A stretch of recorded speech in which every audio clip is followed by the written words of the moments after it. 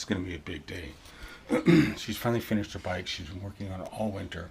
When to start it up, cam chain tensioners broke, one of them at least, the front one, and she's finally got the whole thing together. She's working frantically all weekend, so now hopefully she can go and ride it. This is the first time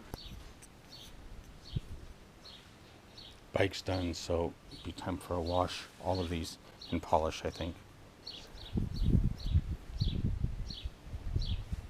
It's her first big bike. Spent a lot of time on this bike over the winter.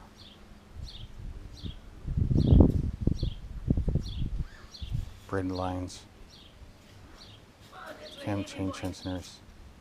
You'll get used to it really easily. You just point it sort of towards Kitty.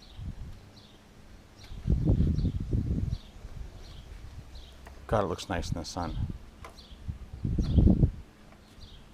Wow. Congrats.